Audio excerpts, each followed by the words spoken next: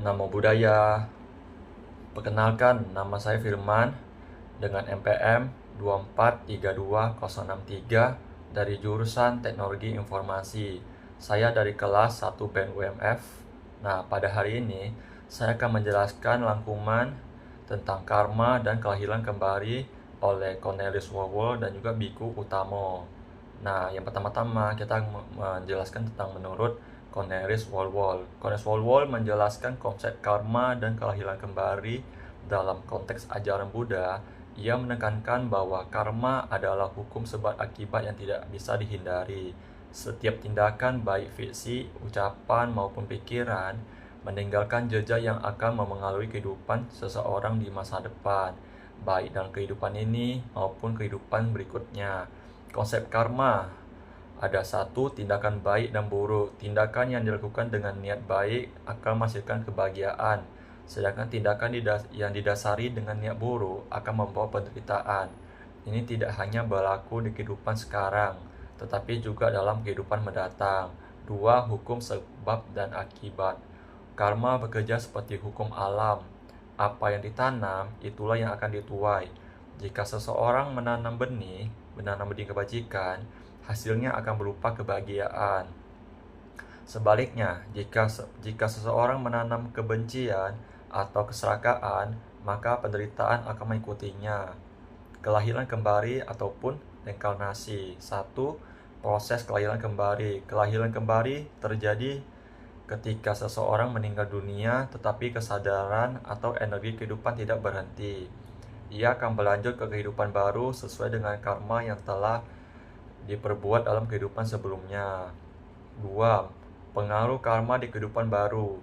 Kondisi dan situasi kehidupan berikutnya ditentukan oleh akumulasi karma. Jika seseorang memiliki banyak karma baik, ia mungkin terakhir di kehidupan yang baik atau kondisi yang mendukung. Sebaliknya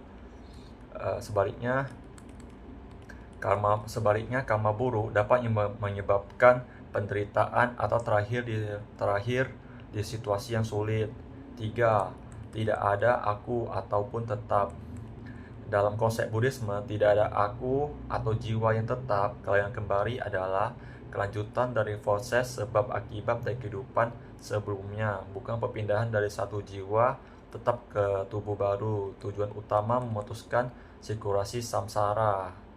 Cornelius Whewell menekankan bahwa tujuan akhir dari memahami karma dan juga kelahiran kembali adalah untuk membebaskan diri dari siklus kelahiran dan kematian samsara.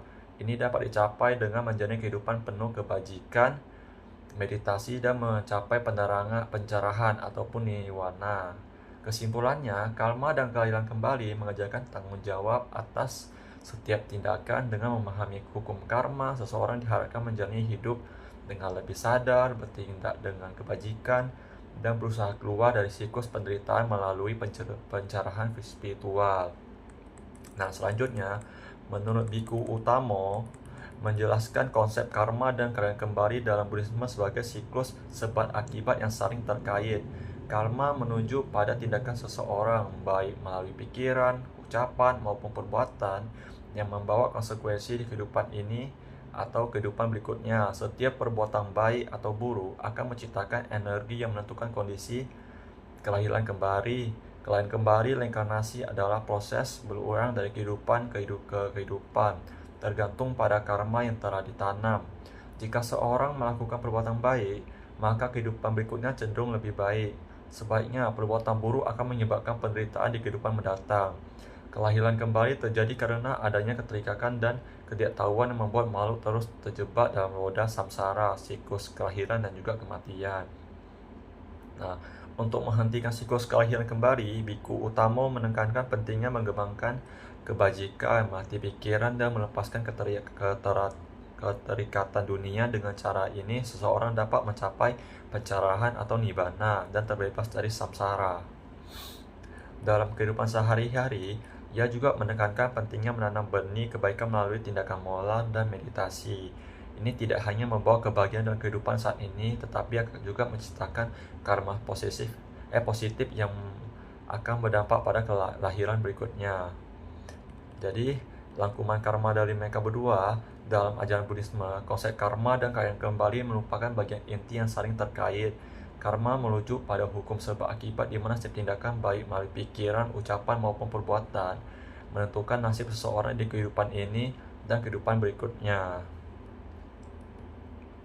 Selanjutnya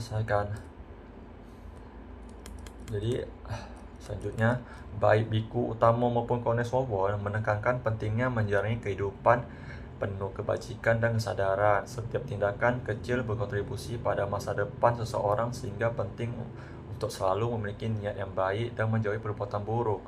Memahami hukum karma membantu seseorang mengambil tanggung jawab atas kehidupan sendiri dan berusaha mencapai pembebasan dari siklus penderitaan. Dalam memahami konsep karma dan kalian kembali, apa yang disampaikan oleh Cornelis Wowo dan Biku Utamo sebenarnya sangat relevan dengan kehidupan kita sehari-hari.